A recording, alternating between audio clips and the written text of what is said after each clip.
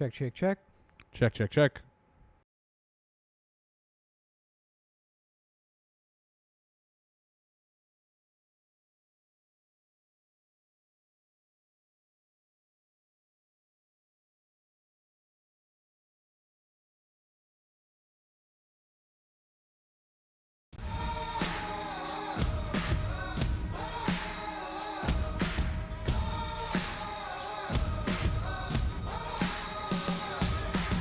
Hey everybody, it's Rob. We're just about to get started with this week's episode. Less than 10 minutes left. While you got a couple of minutes here, why don't you go check out OTheAnthem.com. It's where you can find everything OThe Anthem, including the merch store, the podcast, and all of the videos. Open up a new tab. Anchor.fm/OThe Anthem is the place where you can get direct links to all the podcatchers you use to listen to our show every week. Did you know we record every episode live on Facebook? Of course you do. But make sure that you're liking the page and turning on notifications so you get notified when we go live. We make a ton of video content between the podcast, the short films, Heretics. YouTube.com/OThe Anthem is the place for it all. And of course you can find me on any social network at Robert N. Cheap. And me at LegendCB5. And you can find the podcast at OThe Anthem on all your social networks. Before we get to that, we have to talk about the ongoing thing that is the 2020 election. Most specifically, the president's reaction to the 2020 election. And this is, I think, the most telling image to come out of this entire election process. And this thing that you see to my side here is a list of Trump tweets. And don't worry, I didn't go to Trump's tweets because I don't want to do that. But I did go to a website where somebody was talking about his tweets and I stole their screenshot. So, but this is what they're doing now. They are just basically saying, he posts a tweet. The first tweet here is, it's actually from a couple weeks ago, but big press conference today in Philadelphia at Four Seasons, total landscaping. Oh, this was Nothing wrong about that tweet. Flag that one, Twitter. Meme of the week was somebody who had their yard being done by Four Seasons and they had like the trailer parked out front and it was like, I feel like I'm meeting a celebrity. They're taking advantage though. They are putting together t-shirts and stuff like they have a Lawn and Order t-shirt. Yeah. Make America Rake Again, I think was one of theirs. Like it's pretty good. They're capital. I always like it when a small business like this can totally capitalize on the situation. I have not liked I think we talked about it last year when we went home for Christmas and a lot of Maryland was like choose us for your plumbing and choose Trump again in 2020. And I'm like, nope, not using you.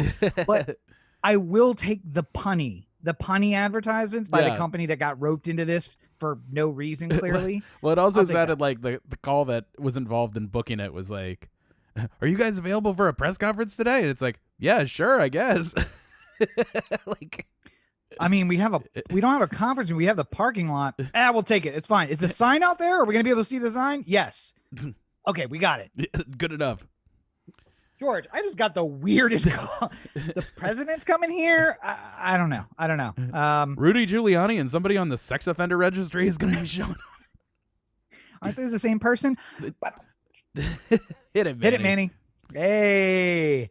But so what they've done is basically Twitter has censored the president. And I use this as an example just because his first tweet is relatively normal. It's just making a point. And then he follows it up with a bunch of like, the election is fraud and people are voting who shouldn't have voted. And Twitter's just basically like, nope, we're not.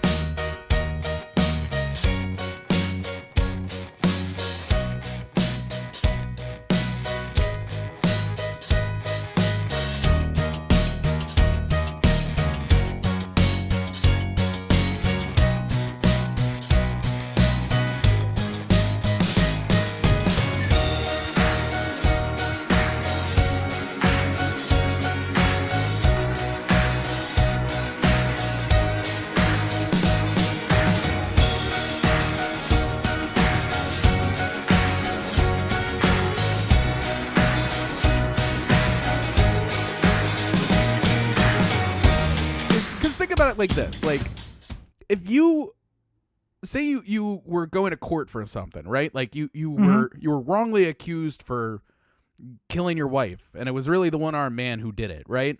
And you needed to hire a lawyer and you look around and you can't get any of the top lawyers, so you have to settle for Rudy Giuliani, or someone of his ilk, right? Wait, is he the guy with his hand in his pants in that video? In the Borat, yes. No, okay. So you have to hire a Rudy Giuliani-like lawyer, right? And then you're showing up for court. You're like in your suit. You're ready for the whole thing to start. You're looking around for your lawyer. And then he comes in. He's just like, oh, sorry, I'm late. I got pulled over for a DUI, but it's all right. I bribed the cop. And you got to like look at him and you're just like, should you be my legal counsel at this moment? If this is how badly you fuck up on the way to help me, is this something that I want to examine further? There's a meme thing that I loved when I was practicing law, and it's like, it's still good. It just doesn't, I don't see these on the daily anymore. But it was like, you're going to jail if, and it was like pictures of lawyers where like one guy was wearing house shoes to court. And they're like, if your lawyer shows up with these, you going to jail. So you should just cut a deal. And one of them, the lawyer came in and he was wearing a Tommy Bahama shirt. And then he borrowed somebody's jacket to put on over it and pushed his very long hair out of his face with sunglasses. And they're like, if your lawyer looks like this, you're going to jail. So you need to cut a deal. I can't even. And the other thing is that like Trump, in part of the preparing for possibly having to have a legal fight upcoming in this election, looked at Jared and was just like, we have the legal team all squared away, right? And Jared's like, yeah, no problem. No problem. Got it. We got it. And then he turns around and it's Pam Bondi and Rudy Giuliani. like, all right, who's still bar approved here? Anybody? I would imagine that when Trump was like, get me the finest set of election lawyers you can find, like you're thinking that he's going to put together like an OJ style dream team or something like that. Like not Giuliani and Pam Bondi. What are the odds that Jared put together a really great team, and then they went to meet Trump, and Trump's like, I don't know any of these guys. Who are these guys? And like, this is literally the primo election law team in the country. And he's like, nah, we got to get Rudy in here. Is Rudy still in the building? Pam? Is Pam here? Can we add these? And then all the other lawyers were like, nah, fuck this. And they left. And it's just Rudy and Pam now. I don't get it. But obviously, the point of this being Trump is fighting the results of the election on grounds that, as a former attorney, do not make sense to me. As a political scientist, I have the degree. They don't make sense to me. As a scholar, if you will, of politics, they don't make sense to me. Have you heard anything that, other than the automatic recounts, which the states are like, yeah, we got to redo the vote. We got to count them again. And by the way, how upset's Nevada going to be when they finish in 6 weeks and then they got to redo that same vote next day? Poor people. We'll have it by the next election. Don't worry. But by the way, the memes last week of making fun of Nevada were chef's kiss, just beautiful. I loved it. I was enjoying every single one of them. Well, and I think I told you on near election day, my theory is that the state secretary of state there was like, all right, we have a chance to be a kingmaker here. We can make every president come to Nevada. So we need to time this out exactly right. Okay, how far are we? 86. All right, we're right on track. Oh, Pennsylvania's caught it. Well, shit. Never mind. All right, just whenever you're ready, give me those ballots. Because it felt like they were trying to build it up to be like, Arizona's going to call, and he needs 6. He's got to get 6 to get to 270. And guess who's got 6, baby? It's right here. What's amazing to me about the whole thing is that, like, it would be the same way if the election ever came down to California. Like, if it's like all the states were decided except for California because, I don't know, some Republican from California was running for president.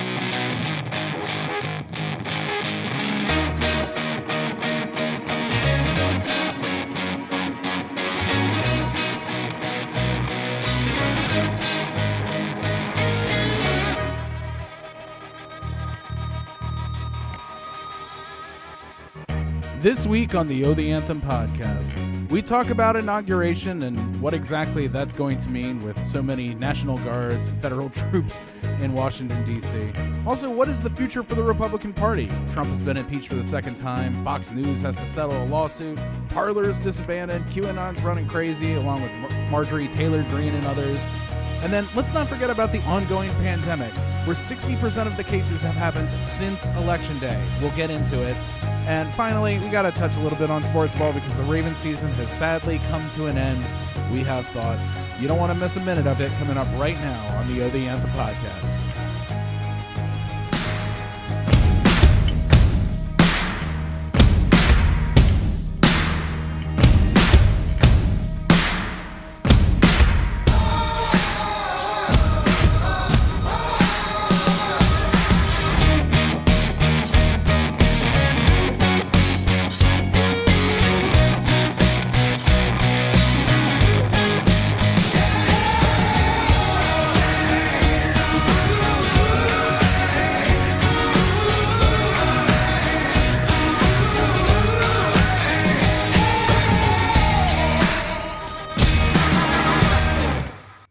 R.I.P. Dante Barksdale. This is Corey, and this is the Oh, the Anthem podcast. Good afternoon, everybody. It's Rob. Welcome to episode 354 of the Oh, the Anthem podcast. Coming to you from the hashtag OTA LA studios, high above the 110 freeway in downtown Los Angeles, California. Thank you for joining us. By us, I mean, of course, me and my buddy Alfalfa from the Little Rascals.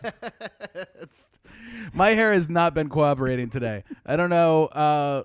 People who have grown their hair out a little bit in the pandemic will know that some days it just does not play along. But yeah, I basically have this little part going on right now. Yeah, I was gonna say it's not alfalfa as far as the one bit in the back, but I could always down and divided down the I middle. could always do it like this.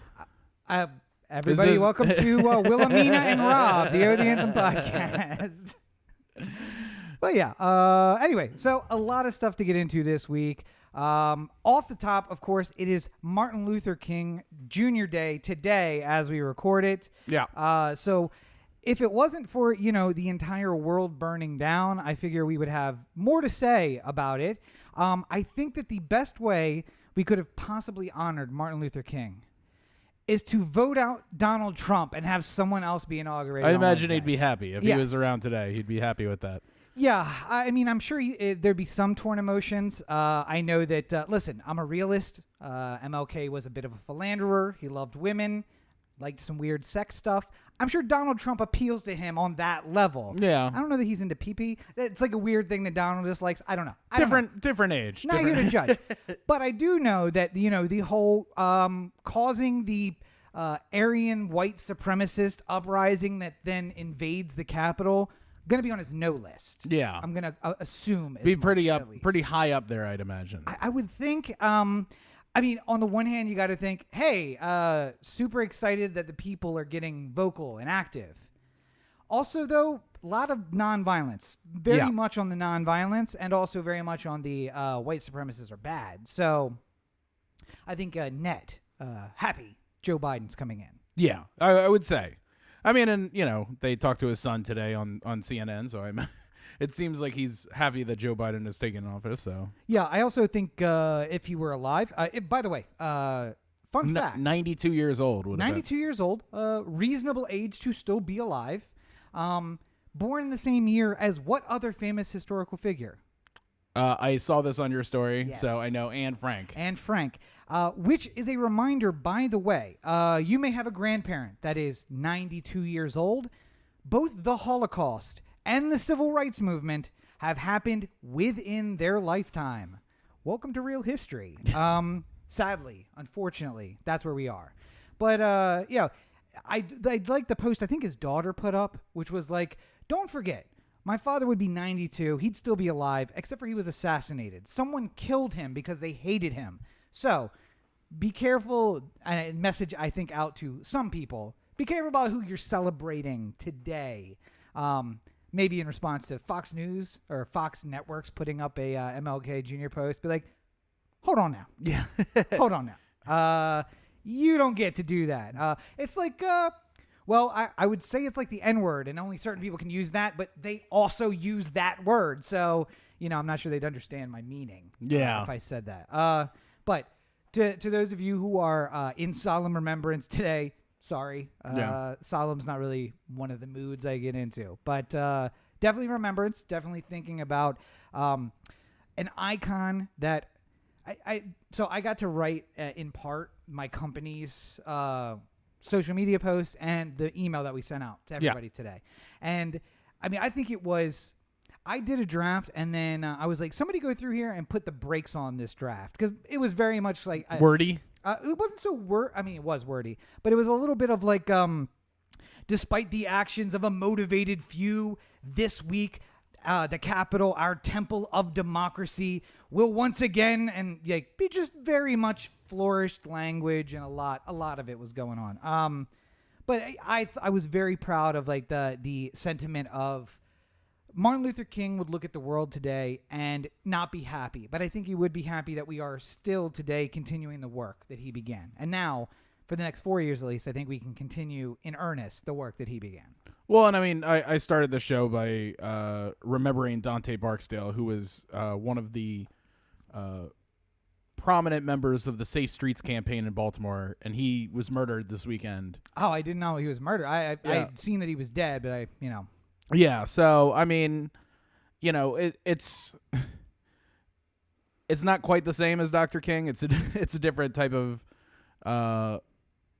outreach and a different type of community service. But what I liked about where this day has sort of gone is sort of a day of service, and I think that's a very valuable. We can all live in the shadow of his service. Mm-hmm. And I think that's the most appropriate way to honor him. So if there's any way that you can help in some sort of way in your community and the people that you love, then do so. And it's a super easy way to remember his legacy every year. Also, weird side note, Baltimore, the only city where they can have a story about you being dead and leave out the murder. My Baltimore corner thing isn't working. Damn. All right. I did the Baltimore corner drop, but didn't work. Didn't take. Oh, well. So moving on to the news of the week, if you will. Well, one other thing before we get too deep, just because I have had to move away for a second or two here. If you're wondering, watching the video version, where Corey went all of a sudden, or if there's a noise all of a sudden, it's because not only are we podcasting, but we're also babysitting the baby. Well, producer Brooks is in the studio. Yeah. And much like every producer we've had over the last few months, he's worthless. Being more of a distraction than a help. And but he's, unlike our previous producers, super cute and forgivable. So we'll allow. Where are you taking this? Yeah. So if now he's trying to take his bed somewhere else. trying to go in the other room with his bed. So you guys are loud. I'm done. How am I supposed to sleep? But yeah, so this week, the Capital Region, I suppose if you want to call it the Capital Region. By the way, something else I learned in the past week or two, people do not know the difference between the Capitol, T-O-L, and the Capitol, T-A-L. Yeah. Using it interchangeably. For those at home, the T-A-L is the city, which is the seat of government for a nation or state. T-O-L is the building in which the legislature meets. Sometimes also the governor has an office there, as in Maryland, I think they do. But the Capitol building is not only being surrounded by fencing and by National Guard troops, as you can see in this image directly to the side of me here. But the Capitol with a T-A-L is also being surrounded by fences and National Guard troops, generally speaking. So it's an interesting. Also, again, in that little blurb that I wrote out, I wrote the longest historical peaceful transfer of power, or the longest recorded historical peaceful transfer of power.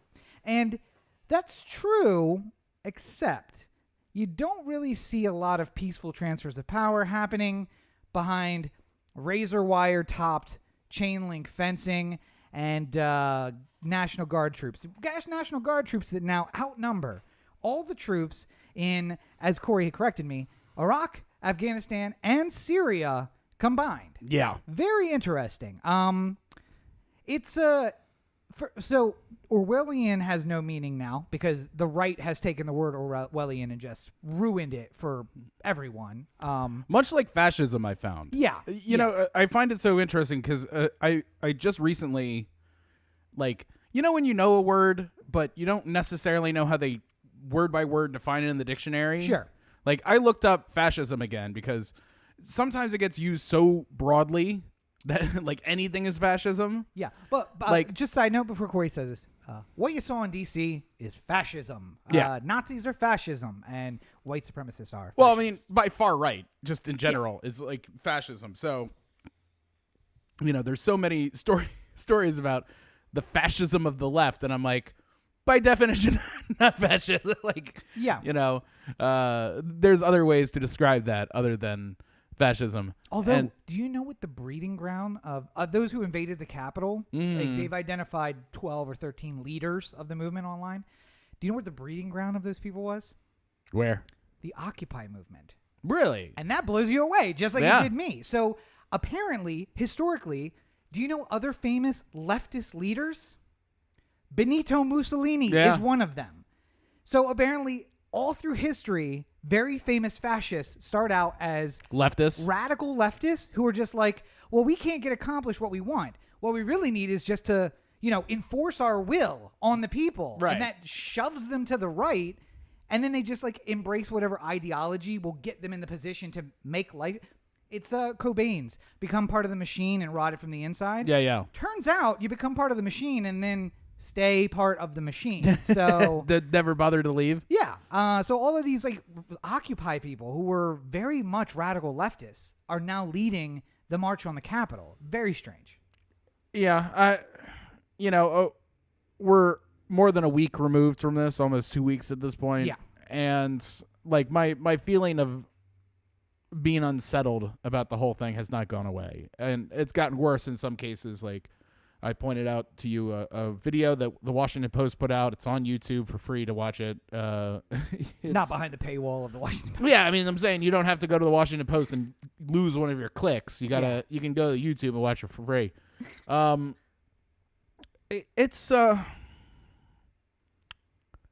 I do feel like I'm feeling a lot of parallels to 9/11 in the sense that nobody expected it. I mean, like people expected something on the day of the certification. Yeah. Because there was enough like talk in the air of something happening, but I don't think anyone expected that. Oh, by the way, networks play down the crowd size. And Trump has been saying they've been playing down his crowd size for a long time. Yeah. But with the crowd I saw at the rally and what I saw at the Capitol were very, very different, which also makes me question whether or not they've been playing down his crowd size for a while.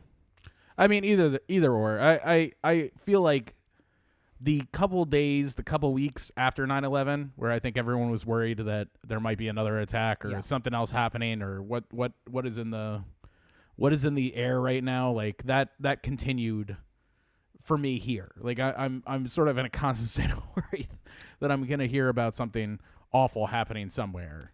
And by the way, you may need to go into a little more detail because there may be that people don't remember what that was like. Saw a post on Twitter this week that said, what if we could take our Twitter accounts and, like put some music in the background, or I could pick up my own background. And the response to that was, so we've officially reached the point where people don't remember MySpace. Right. Okay. All right. Yeah. There you go. Oh yeah, man. Music and glitter background. That's just MySpace. Yay. So if you don't remember MySpace, you probably don't remember. Corey and I were of the like, hey, we're 17. If this really means a lot to us, we could go fight because the recruiters showed up the very next day. Oh yeah, I remember. I remember in high school. Really getting to it. Like, by the way, 17-year-olds are irresponsible. They cannot be making those kind of decisions for themselves. But, oh, by the way, here's a contract for the next 4 years. You want to go die? Yeah. Well, maybe die. You might be fine. I mean, lifelong mental injury, but your body may make it through fine. And there was a lot those next few days just thinking of like, if this can happen on a random Tuesday, what is life? What is the world? The next random Tuesday could be the day. Are we? Corey did such a good job of putting up the Cat 5 table. It was just out of reach, and he found a way to like get up to it and bite it. And now there's nothing I can do. And just chew on it. If we suddenly lose the stream, Brooks is to blame. It'll default to Wi-Fi. It just may not be the best quality. So, Oh, Brooksy boy. but it certainly the Capitol right now certainly looks like New York and DC did in the weeks after 9/11. Yeah. Where just I remember there being an anti-aircraft battery on the mall and them saying, like, there was always a rumor that the White House had anti-aircraft missiles in the roof. And, like, if you got too close, they'd shoot you down. But there was a literal anti-aircraft battery up on the grassy part of the mall. And we haven't seen that yet. But we have seen the troops surrounding and the gates and everything. It's crazy. I mean, it's hard to say exactly what we should be expecting either. That's the part that's sort of unsettling about this whole thing is like, do I think that the people who are capable of storming the Capitol are capable of doing it again? Yes, I do. Yeah. I would hope that again, 30,000 people who are outside of the Capitol, most of them would see the tens of thousands of National Guard and other troops that are all around D.C. and think that now is maybe not the time to fuck around again. Yeah. I'd have to imagine that the numbers would be less because less 70-year-old dentists are going to go out there thinking that they're going to walk away scot-free. But as more dumb 22-year-olds might rush through. A lot of dumb 22-year-olds out there. And I would have said absolutely not. These guys respect the troops. They're not going to, make any. But 2 weeks ago, they were waving flags that were like the blue line flags, and they're saying, we're with you. And 20 minutes later, they were hitting a guy in the head with a fire extinguisher. So it's like, listen, as long as you are supporting us, we're with you. But the moment you get in our way, now we're not with you anymore. I'd like to use a common police argument here. Oh, here we go. Yeah. And there were a couple bad apples. Oh, okay. I think that most of the people there probably respected the police and didn't, intentionally fight with the police. But the problem is you get just a couple of people within that group of 30,000 who are like, the one video of one of the cops talking about his experience. Like they pushed him down and he was like just one person against several dozen who were like surrounding him. And he's like, you're just trying to stay alive. And like, you're down on the ground. And you're hearing people say like, kill him with his own gun. Yeah. Like, so maybe not every one of the dozen or so people that were surrounding that officer were like, kill him with his own gun. But it only takes one. It only takes one person. And by the way, they were all thinking it as soon as the guy said it. As soon as you hear like kill him with his own gun, you're like, now it's not a person. Now that's a good idea. Let's do the thing that this guy said. So Cletus has an idea. Let's go with it. Yeah. By the way, not the brain trust that we should be taking ideas from, probably. But, like I said, peaceful transfer of power, it is. Yes. First time in 100 years that the successor won't be greeted by the current president at the inauguration. Despite all the animosity at 2016, they were there. Obama was there to hand it over. Same with Bush. Same with, by the way, Gore sitting there as the guy who lost in 2000 to hand over to the guy who beat him. So it's not even the first time that's been. Grover Cleveland went to his inauguration, even though his mouthy wife had told them earlier, like, don't worry, we'll be back in 4 years. Yeah. Keep placing good form. And then, by the way, he won again. The only person to won 2 non-consecutive times. But even then, they stood there next to them and bit their lip and just made the pomp and circumstance. But now we're not going to have that. Air Force One is going to have the Nixon moment, where somewhere between D.C. and Mar-a-Lago, they will have to do the, Air Force One is now Air Force 2175. Yeah. Because the moment he's not the president anymore, it's not Air Force One anymore. Right. Well, I think Trump's plan was to fly down Tuesday night or something like that.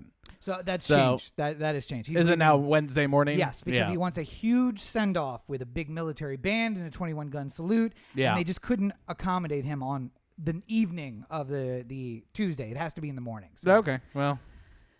Yeah. Fine. Fair enough. Whatever you want to do. I really don't. And listen, clearly as far as I'm concerned, I don't give a fuck about Trump anymore. I will happily talk about him if there are charges brought against him or anything related to where impeachment will go and stuff like that. But if he comes out with like, I don't think we should be giving out $1,400 checks to people or something like that, I don't give a fuck what you have to think. Like, too much of my energy has been devoted to caring about how people are going to react to the things that he says. And that's really the issue. It's not that he says things and then people say, oh, wow, that's a great idea. We should all band around it. It's just that he says things, and because he's president, it means that more people care about it. Yes. Yeah. And now I have to defend these thoughts that are put out. I have to care because you care because he's president. Yeah. Well, the good news is, good news for us because we're going to have stuff to talk about. Bad news for, the world and history. The Republican Party doesn't agree with you. They are ready to talk about Trump for the next 4 years, apparently, despite the fact that it may mean the end of the grand old party. I mean, it certainly is. When I left Maryland, which was at the 2016 election, and I moved to California, and I had to do my new voter registration and everything like that. Number one, I switched from Republican to Democrat because there's no real purpose in being a Republican in California, especially in Los Angeles. So that decision has always been fluid. I was a Democrat for a couple months when I was going to vote in a city election. Oh, and that's right. Yeah. There was no reason to be a Republican in the city election. Yeah. I have no intention, though, of going back anytime soon because I feel like they haven't learned the lessons that should have been so plainly obvious in 2016. Well, wait. Collins said he definitely learned his lesson. No. And we don't need to impeach him. So I'm not even talking about Trump. I'm talking about Republicans in general. Like, if your values are so easily manipulated that you're willing to give them all up just for the purpose of the shiny new leader, then you don't stand for them. Because, I will, freedom of speech is really important to me. I might like a politician, but if they're not for the complete and total freedom of speech, then I am not going to be in favor of them because that is a core belief that I will not back down on, I might like somebody, but I just can't if they don't play by the rules of what they're supposed, if they're not of the party that they're supposed to be, then I don't see why everyone starts changing the party in their behalf, Like, remember when we were talking about, like, how quickly the FBI changed from, like, a Republican thing to a Democratic thing, like, for decades and decades. So it was weird. like Republicans would stand by the FBI, and it's like everything they do is right, and blah, blah, blah. And now deep state. Yeah, exactly. And I'm like, where did you guys come from? Like, and obviously it's because the FBI was examining Trump, was investigating Trump. But you do something bad, you deserve to be investigated. I don't know what to tell you. And by the way, the way to handle it is the way that Joe Biden, and again, not a Biden fan, would have liked almost anyone else other than Biden. But I get it. You get the steady old hand. Well, the steady-ish old hand that the quote-unquote is steady. Yeah, that can lead us from chaos to whatever. You don't want to go Trump to Bernie. That's a big swing. It's a big swing, and it's likely to cause Trump 2 or another Trump. Well, and, as much as I've stood by the idea that Bernie could have been the candidate, I also think that in this particular election, especially with how much Trump started hammering on socialism and stuff like that, like, it helped to have somebody who was visibly different from socialism to, like, so whenever he was just like socialist Joe Biden, you're just like, no. Joe's just like, I voted for the 94 crime bill. I was a sponsor of that. Socialist? What's wrong with you? 30 years ago, I would have been a Republican. Like, well, yeah, again, one of my favorite things I read during the election was that Barry Goldwater, who is the bulwark of Republicanism in the later half of the 20th century, would have been a Democrat now. Yeah. And, like, basically they looked at where did people who worked for Goldwater end up. One of those people was Hillary Clinton, and other people are the advisors for Biden. Like, basically they didn't move. The party moved right, and they were like, well, no, this is where I'm comfortable. Let me see if I can get this other party to come to me. And it worked. So. Yeah. But unfortunately, as much as we're not going to want to talk about Trump anymore, we're going to have to, Corey, because last week on Wednesday, the House voted to impeach Donald Trump a second time. Yeah. Which is historical 50% of all impeachments have been Trump. Yes, and this is the thing. Corey corrected me again on I think Wednesday last week or sometime between then and now. But you always think of like Nixon, but Nixon had the fortitude to resign, to say, okay, you're not going to get me on this list that's real short. I'm going to resign. And then you had the other extreme of that is Johnson, who dared Congress to impeach him, so they did. And then he basically called out the Senate and said, there are not a third of you who have the guts to vote with the other side. Yeah. And he avoided being convicted by one vote. So that's two very different extremes. Well, and I mean, like with Clinton, too, he was impeached by the House, and they were out to get him. They were looking for something to do. I mean, he did commit, an impeachable offense, if you will. Well, he committed the line of the line is not great, and God, to be held to that standard still, but like the days when a blowjob was enough to get you thrown out of office. But I mean, like once it got to the Senate, it was more of a split house at that time, but I think the Democrats had control. No, right? no, Republicans had control, but it had gone on so long that the polling was showing that like everybody was like, if you kick him out of office, we're already done with this whole thing, and we'll be done with you. Yeah. We just want to move past it. And Bob Dole basically convinced Republicans we're going to lose in 96 if we convict him. So. I mean, it became, with how long it went on, people were just like, this is kind of stupid, isn't it? Like, so it never really raised the level of removal from office. Well, because keep in mind, the blowjob is what we talk about, but it started with Whitewater. Yeah. And then there wasn't anything in Whitewater, and there wasn't anything in the 3 investigations in between. Right. And then, Troopergate and Paula Jones. Yes. Then they finally got him deposed, and then he lied on during the deposition. And then 2 steps removed, they figured out that he lied on the deposition.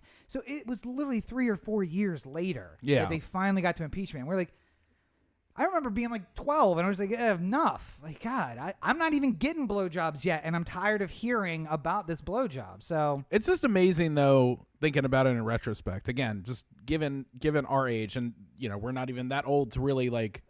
We're not like we lived through World War II or anything like that. We don't have this vast expanse of historical knowledge, but just from Clinton to here, like they were looking for anything they could possibly impale Clinton on. Yeah. Because they really didn't like the fact that he won. And the Republicans especially were just like, this is warfare now. It was the first time that it really felt like the two parties were like warring tribes as opposed to... partisanship got real strong during that time. So. And just accelerated from that point on. But there was so many things where it was clear they were just trying to find something to impale him on, and the same thing happened with Obama. They try and skirt up any little thing and make it a big thing, and then yet at the same time, there's tons of very big things that Trump has done throughout the term of his presidency, and it's just like, well, that's fake. I don't want to care, but fake news, Corey. What about this Paula Jones thing? Something here. Clearly, there's something here. I'm like, goodbye. Yeah, and like I said, Biden has done as good a job as you can do, basically saying Justice Department's going to be separate. Yeah. AG is going to have the authority to do whatever he wants. Merrick Garland, by the way. Good to see Merrick Garland laying on his feet. Yeah. And by the way, we shouldn't say that. He's being nominated because Merrick's got a bad history of being nominated and not having a company. So should wait until the actual vote before we get excited about this. Although having Ossoff and Warnock and then the vice president be the deciding vote certainly helps. So, and I mean, some of the thing I like that's happening right now is the Mitch trying to find his way into the center a little bit. Yes, to have more of a position of strength here. And he put out the thing that he really likes Merrick Garland, and he's looking forward to voting for us. Oh man! See, here's the funny thing: there are probably half a dozen, maybe more, nominees that wouldn't have been confirmed. Yeah. If the Republicans had the majority, but somehow 50 plus the VP will become 85, 90 votes in the Senate. Yeah. Because they really don't have a problem with them. It's about sending a message. And if right. you can't send the message, then we're just going to vote with you. So it's fine. Well, look how many Trump nominees got 60, 70 votes. Yeah. there was a certain number of Democrats who couldn't vote for a Trump nominee no matter what. And then there were some who were just like, Betsy DeVos, I remember specifically, was very close. And, there was reason to be suspect of her, but she still got up to 50 votes. Yeah. There's a lot of when you come into office traditionally that you have to sort of allow them to put their team together. Whoever the new president is, you have to let them put the people around them. And the safeguard of the Senate confirming people is just to make sure that you don't put somebody completely incapable of doing the job. Like a foreign sleeper agent into the... Oh, wait. Oh, yeah. They Well, did clearly that. that's gone by the wayside. Now it's just a political pissing match. Yeah, But, a completely unqualified woman who believes that all public schools should be privatized as the Secretary of Education. That's person in charge of the public education. valid confirmation. And that's the thing. Is like, this is what I hate about it. If you would have voted no, you should have had a reason to vote no. Yeah. There is no reason not to nominate Merrick Garland as AG. He is an accomplished jurist. So much, you might nominate him for the Supreme Court. He's worthy enough of the Supreme Court, so clearly... Anything about that. So AG, honestly, is probably a step down for him. But basically, I'm guessing Biden came to him and said, I need people who are names, who others look to and trust, and where it looks like I'm trying to undo what has been done. Yeah. The very first thing that needs to be undone is that you were nominated and your confirmation didn't go through. I'd really like you to come do this. And by the way, if at any point you want to step down, I'm happy to nominate you for another judicial circuit judgeship, if you would like. Well, and it opens up a seat on the D.C. circuit. Yes, which it does is going indeed. to be. Yeah. Which, by the way, most of those seats have been filled. And Mitch, if you thought you got a lot of judges sat, guess what's going to happen in the next 4 years? Oh, my. There's going to be a lot of judges done in the next 4 years. And by the way, every 4 years after that, because it used to be, they just sat on those. It's not important. But after this last 4 years, every time the majority has... There will not be an opening that will be unaccounted for any long period of time. So long as the president and the Senate are the same party. Yeah. When they're not the same party, you won't get any done. Yeah. But by the way, yeah, if Ruth Bader Ginsburg had died just after the election, or just after the inauguration, and Mitch had kept the majority, we would be a long time without a new Supreme Court justice. Yeah. Oh, it just would have been open. It would have been an 8-seat nomination rejection. So. And all the Republicans who made the same argument of, well, we can't have 8 seats in case the presidency comes down to the Supreme Court, would all of a sudden be like, well, we can't sit somebody. We have to sit the appropriate person. In this unjust manner. Like, we need a long discussion about this. It has to be thorough.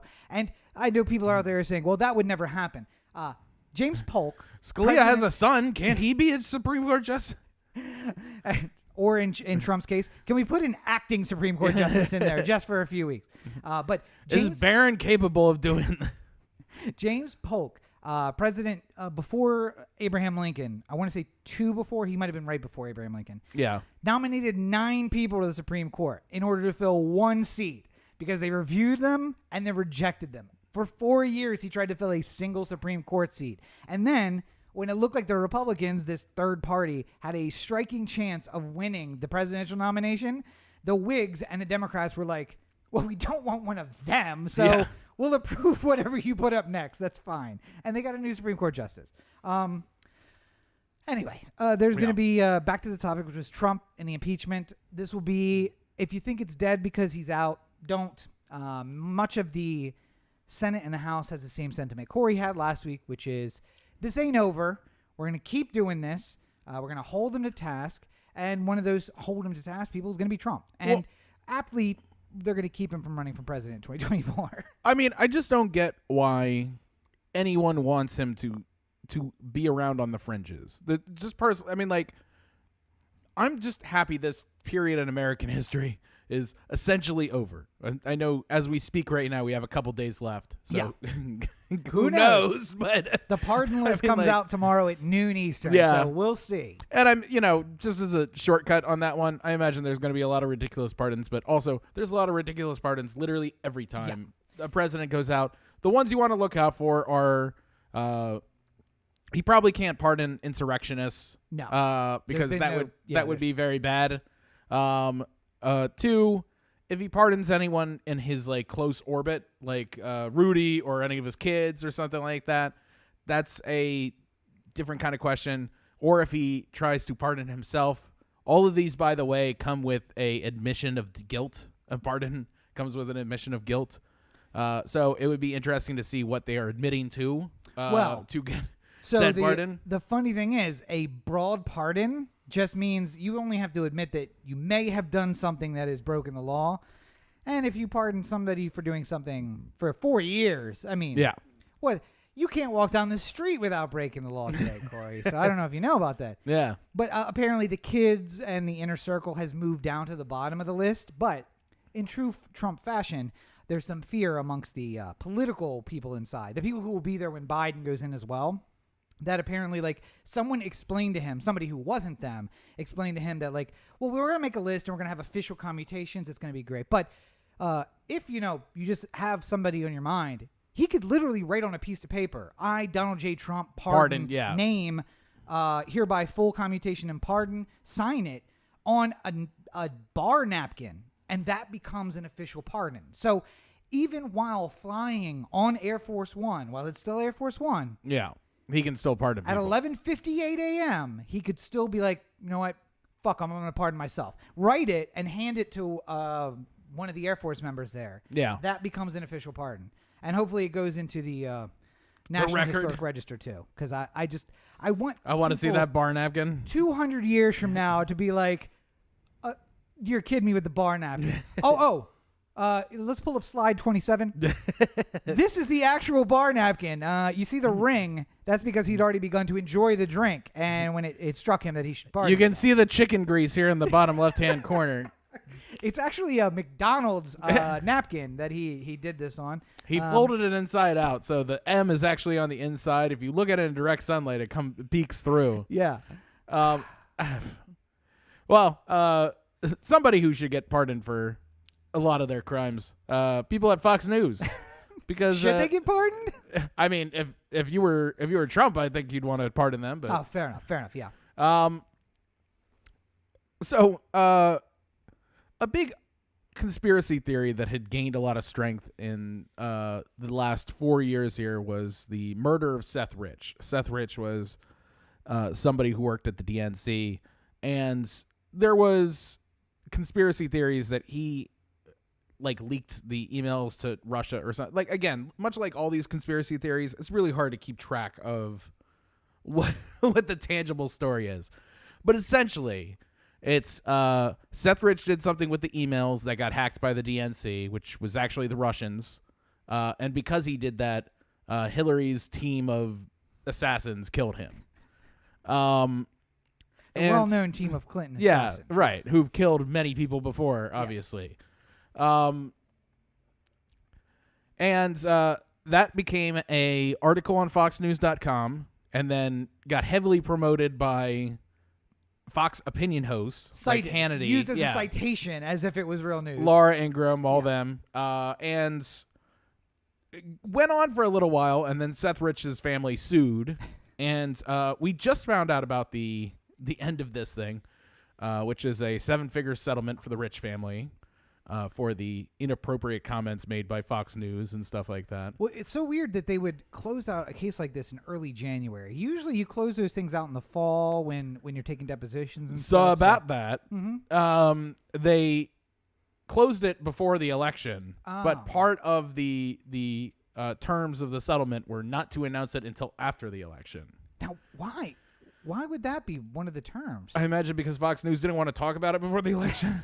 They didn't want it to make it seem like they were at some part to play in this whole Trump nonsense that was going on for the last 4 years. I also suspect that this is the along with Pizzagate, which has also been proven false, one of the rumors that got a lot of people into the QAnon community. Because it makes sense to me. Somebody had to leak them. It wasn't the Russians. Clearly. I mean, it wasn't the people who have tried to steal our information before. Sure. That makes no sense. There's no connection there. But this guy mysteriously dying of a crime, which was unsolved, an unsolved crime, makes sense that he would be the leaker and then he'd be killed by the Clintons. So I think part of this also was like, yeah, you know how you're about to vote for all these QAnoners? The other core belief that they have, other than Pizzagate, which has also been proven false, is also false. So maybe you have 3 or 4 of your core QAnon conspiracies. Yeah. And we're just eroding half of that or 2/3 of it. Well, I mean, so much of the problem with any of these conspiracy theories is the retort to that doesn't sound right to me is the, oh, you just don't know enough about this, or the, well, we'll see is another one. It's just like, well, you know that the entire Supreme Court is made up of lizard people. And I'm like, I'm pretty sure that's not the case. Oh, you'll see.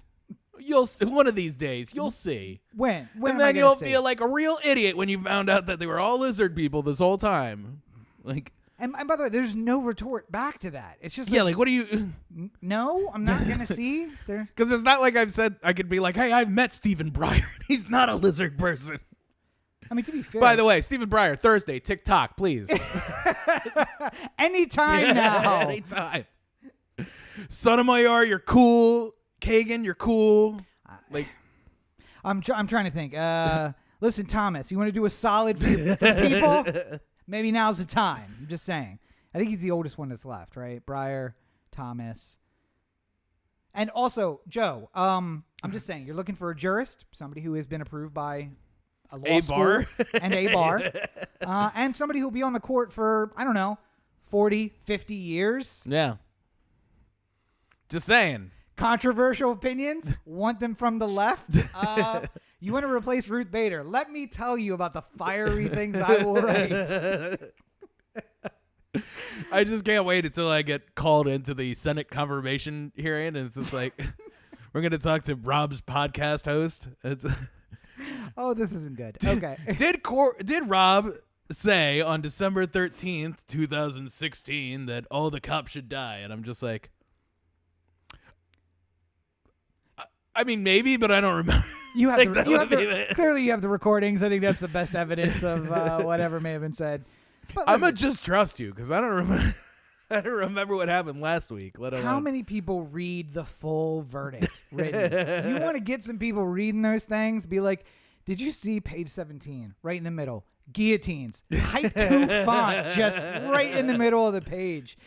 Wasn't even referencing anything above her. Broke middle of a sentence. Guillotines. Went back to whatever he was saying. It's amazing. This whole thing was about, was about something completely different. It's whether or not the USBS should pay overtime on Saturdays or sending a message. We just got to send a message. I'd make sure everybody's reading it. Bold typeface everything. Speaking of popular opinions, all of a sudden not being out there anymore. Parler was popular. Yeah, I know. Popular enough. Yes. Unfortunately, popular enough. Parler was deplatformed. It started when Google Play said, no, we can't have any more of this, followed by Apple. And then Amazon Web Services, who does their hosting, said no thank you as well. And now it is, did they find some sort of like renegade hosting platform? I seem to remember there's some sort of stopgap measure that's up now, so you can. So here's the stopgap. You can enjoy Parler on the web interface or something like that. So essentially, their agreement with Amazon did not allow them to be immediately removed. Mm-hmm. They cited this, and Amazon said, okay, so I suppose we have to keep hosting you until the end of this period, which apparently is like 30 or 40 days.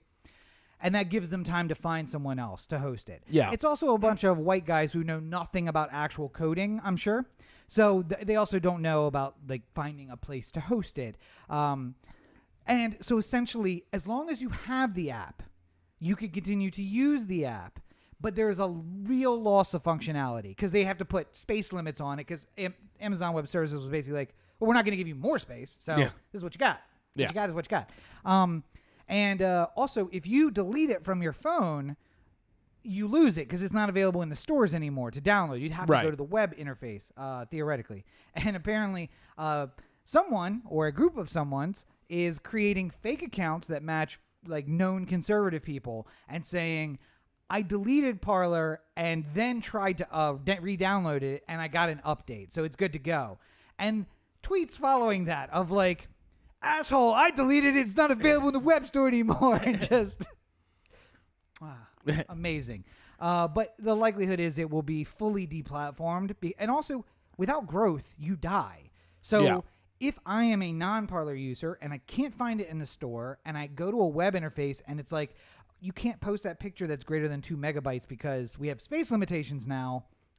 Now I'm like, I'm just going to go to Facebook and put my nonsense. Yeah. And I mean, like,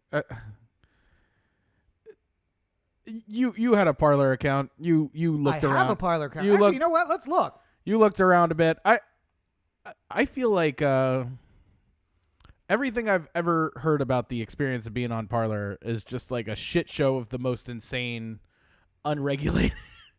Is it blank? My current feed is blank. I didn't follow anybody. Oh, that might be your bro. Oh, no. Port failure. Oh, so I can see my own profile. Yeah. I never posted anything. I was a creeper on Parler. But I can see my profile. Theoretically, I would imagine that means I can see the things that I post. Yeah. But because I don't follow anyone directly or I'm not part of any groups directly, I was just creeping on stuff. It's useless to me now. I can't find anything on it.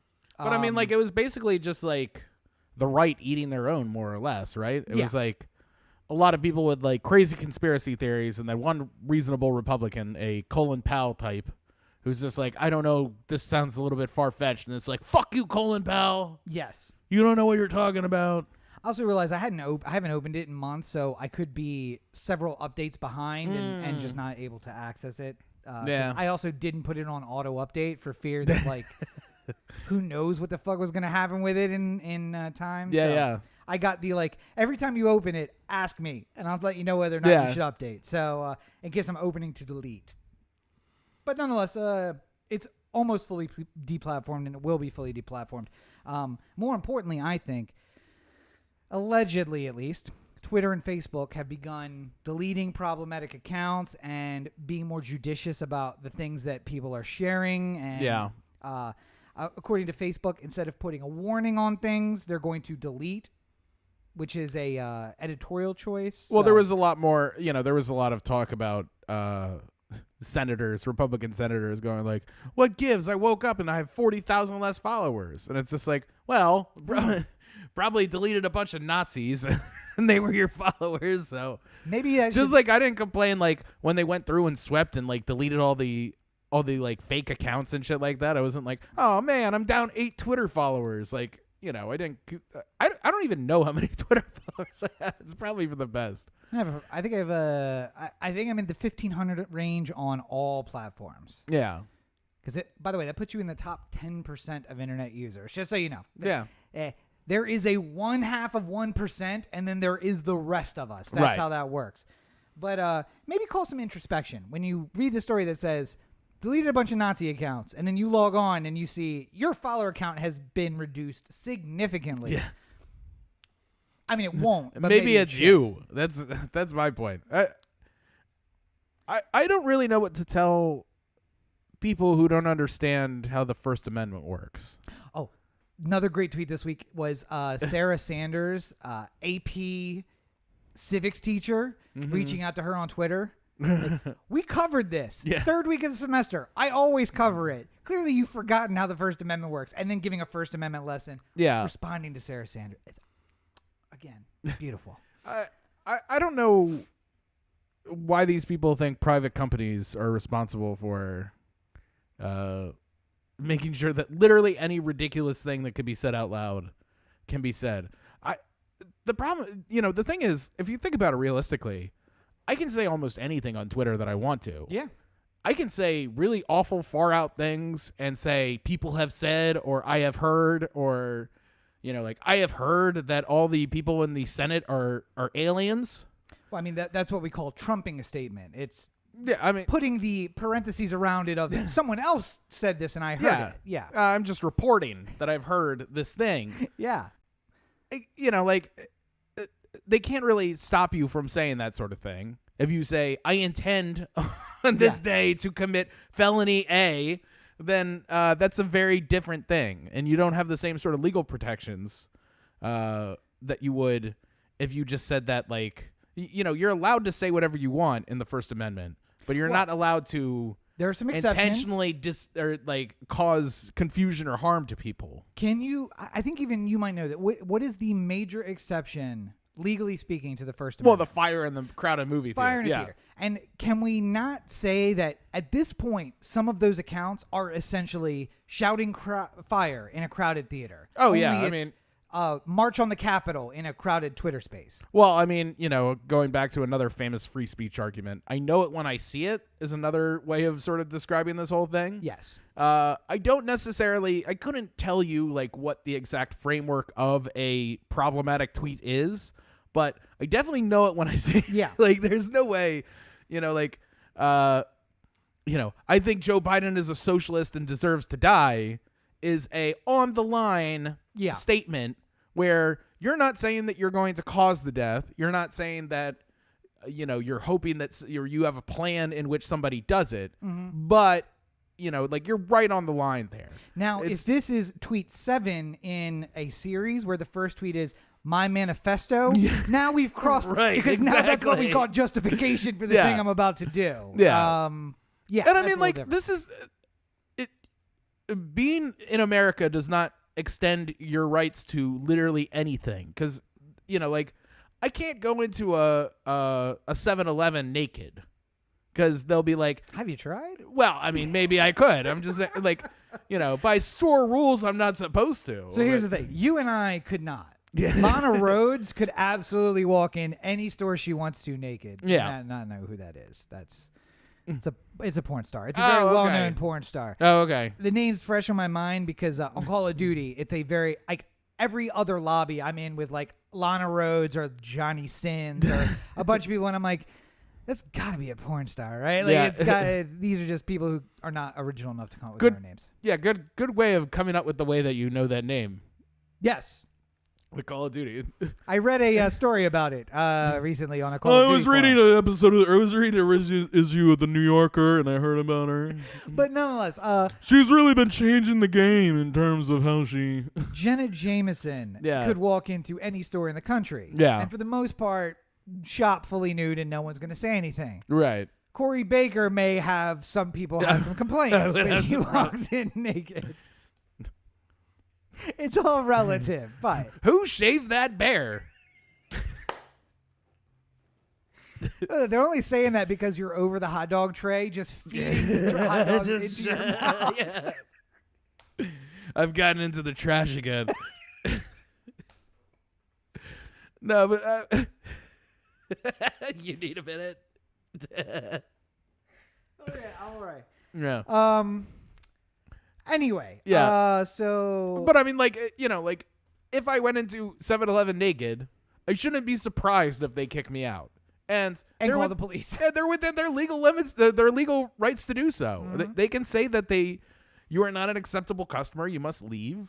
They can call the police if you refuse to do so. Like, all these things are things that you could do. Like, there's. And if you point at the no shoes, no shirt, no service, and you're like, shirt and shoes. Yeah. They also have the right to be like, that's guidance. It's not, this is our policy. Right. Pants are also required. Yeah. With the unsaid portion of that policy. The pants are assumed. Yeah. But they can also, by the way, anyone can refuse you service for any reason. Yeah. So long as they're not saying, hey, you look gay, so we're not going to give you, oh, wait, no, that's okay. That is actually okay. Yeah. It's, we don't serve white guys here. That's not legally now protected. We're not legally protected, yes. But there are very few reasons why a business cannot just be like, I don't want your money. Yeah. Go away. Race, age, sexual orientation is not one anymore. Gender is one where you can't serve unless you have historically only served one gender. Yeah. It's part of a historic policy. Although that is getting wrapped up real quick too.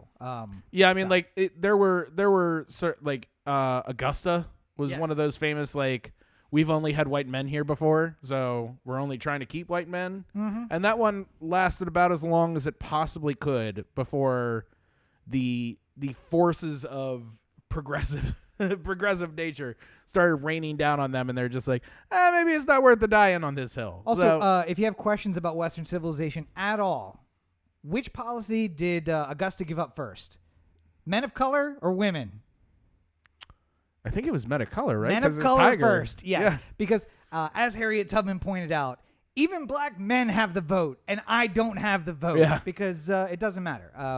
But Augusta literally said, all right, we'll let some black folks play here. And the women were like, well, we wanted women to play as well. And they're like, not so fast. Listen, this was a big step for us. We're going to need a couple decades, all right? Yes, yeah.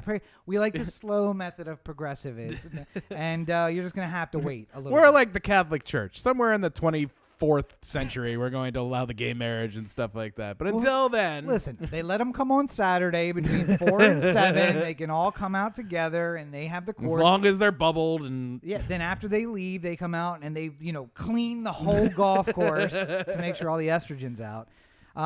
But beyond Twitter and Facebook and Parler, the GOP, has a bigger problem, which is just QAnon in general, because there is so much more than the social media aspect of it. Because I think what we learned from the insurrection at the Capitol, they were communicating on Facebook and Twitter and all those places, but they also have signal groups and they have website forums that are like fallback positions. If they kick you off Facebook, you can always go into your signal group and be like, hey, where can we communicate again? We're going to go. And by the way, this is one of the things that people hate. They go to YouTube channels, just random YouTube channels, and in videos, there'll be conversations about like, hey, we're going to go kill this guy later. And you're like, if you are like me and you check your comments, I don't know, once a month. And you're just like, wait, what's this now? What has been happening here in my comments? On my review of Pleasantville, I have a whole conversation going on about how we're going to go to the Capitol. But that's the thing is, QAnon is bigger than these platforms. Once it's now in the heart of people, it's going to be, they're going to find a way, and the party has to figure out, how do we get over this hill? Well, I mean, it's acceptance. That's the real problem here, is that, this is something I was telling you last week. Like the people who, it used to be that racists could only have other racist friends. If you had if you knew somebody in your life, some guy who lived on your street or something like that, if he was problematically racist, then he wouldn't have a lot of friends. He wouldn't have a lot of support system around him. There was no way of him making new friends, because eventually he'd make some sort of like awful joke, and then people were like, I don't want to really be around this guy anymore. Yeah. And now the internet has given space for people who had traditionally been left to their own devices because they were too problematic for people of polite society to come together and make it think that there are overwhelming numbers of them. I think that's the real, because, we were talking about the Capitol, and, it's 30,000 people, but that's not enough to like literally overtake the Capitol. It could have been if they were a little bit more better organized. Better organized, yeah. I mean, it could have happened, but it wasn't enough at that time to overtake. So you got to think, like, how many of these racists are out there thinking that there's a ton of other racists out there, because there's at least 30,000 of them who were able to crazy and devoted enough to. And by the way, not all poor dumb people. There were private jets. Yeah. Oh, God. To D.C. for the protest. Yeah. So, two things of note. One, hello to Terry, who's watching us on Facebook. Thank you for checking it out. Welcome. If you would like to check it out, you can always watch on Facebook, on YouTube, Periscope, and Twitch. We're live on the recordings every Monday night. The other thing that I wanted to say about that is that there is something insidious about that. I'm worried that somebody has read The Art of War by Sun Yat-sen, because what that teaches is you never put your full force into anything until you know you can win. So, the fight for the right, or the Unite the Right rally is one thing. And you're like, okay, so we did this. Look how many people showed up. And then we do this thing. We get somebody, all 30,000 to show up at the Capitol. Now imagine if we put guns in the hands of 10,000 of them before they went. And the other thing I said is the chronological video of all the personal videos. If I'm one of the organizers, who apparently, according to the investigations, didn't go in. There was a lot of people outside sending people in. Yeah. But because they didn't go in, they are not up for any charges. That's an organizer. That is not what I would necessarily do. But if I thought ahead. That's what I would do because I'd be like, we're not going to win today. But what I want to see is who can I trust to go in? And I'm watching those videos and I'm like, kid trying to start a fire in the trash can. I want him and 100 people like him. Reasonable adult saying, no, we're not going to set fire to this hallowed building. We can cut him out. He doesn't need to come next time. Or the guy who takes a piss in Nancy Pelosi's drawer. Like him. Let's get more of him.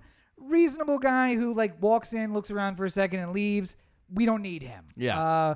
And now we come back the next time. And again, going back to the start of this, it turns into 9/11 where I have this overarching feeling like something is going to happen because of that. And also because the Republicans can't get rid of QAnon because right now there are 2 congressmen who are avowed QAnon believers, one of whom, Marjorie Taylor Smith, you may remember her. Marjorie Taylor Greene, that's right. You may remember her because, as Corey accurately portrayed, if things were different, I would have probably dated her at some point. She's that kind of crazy. She's nutso and vocally nutso and short and blonde, and that's a fat salami baseball right down the middle. I can't help but swing at it. And also, she's gonna impeach Biden on day one. File articles of impeachment. At 12:01 on Wednesday, which will be 1 minute into his administration. Yeah. But I think that's funny, and nothing's going to happen because the House is Democratic, so, nothing.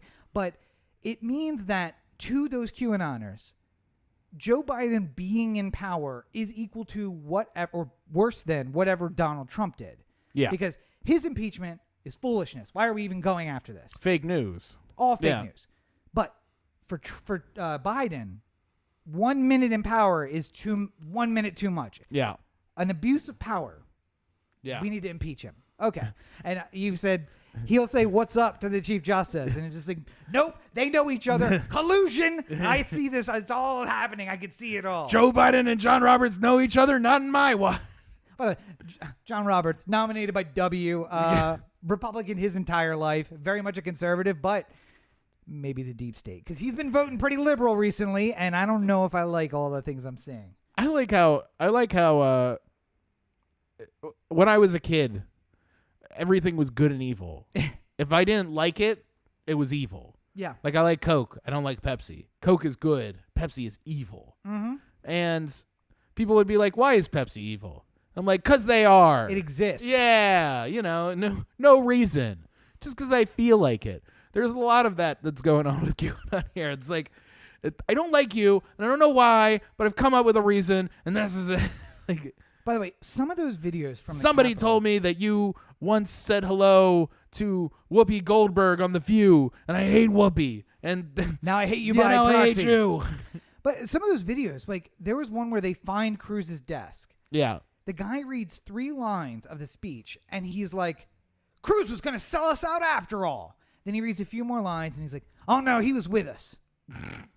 No, we need to go find him. He was going to. And I'm like, as you're reading the speech, you're reacting as if each line stands on its own. Yeah. As if this entire speech is not Arizona. I object to Arizona's electoral college vote. Because they do stand up. The white supremacists have for a long time taken bits of what Donald says as placid indication that he's okay with them. Yeah. Like, he'll start off his statement like, I completely disavow them. They're awful.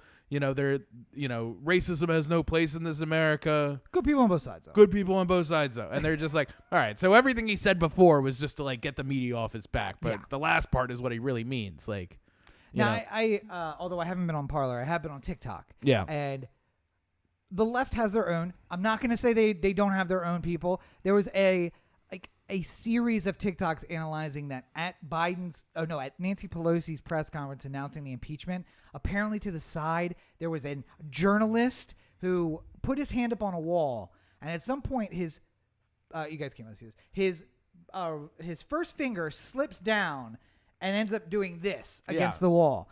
And a whole series of TikTok posts about how this guy is secretly a white supremacist who's trying to send a message.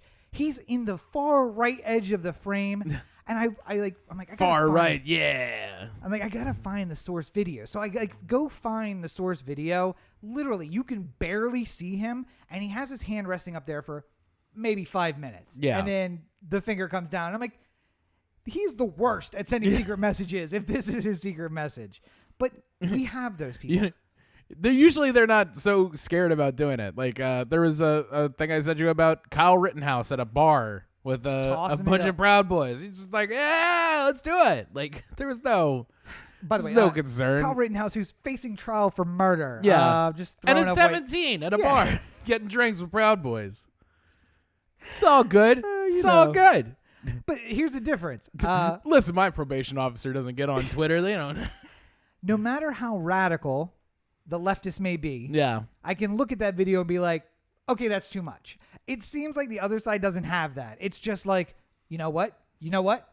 He is. Deep state. John Roberts, deep state Democrat. Also, maybe I just take this personally from my long history of being an Orioles fan, but sometimes you just got to accept you lost. Like, there's no, have there been games that the Orioles have played where I feel like they got cheated? Yes, I watched the Jeffrey Mayer game. Yes, I that's do. right. I Yeah. do have these moments where I felt like we got screwed or something like that in some sort of way. Yes, Corey But- did say on Twitter that we should drive up to Connecticut and find him at his house.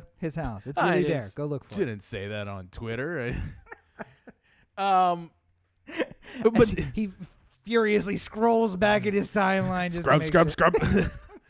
I just don't want my Twitter taken away from me. I need it. I need it. Also, I'm How on your side. else am I supposed to find out what's going on? I don't want them to give you the Trump treatment because next thing I know is like, oh, the anthem's down and the digital's down. I'm like, everywhere he tries to post, they're just taking him down everywhere. Just on the Anthem digital, it's like, hey, it's Corey. I have a really out there idea. Blocked. Cut it off. Have I been upset and felt like we've been screwed or, there's some sort of injustice? Yeah, I've felt it a couple times.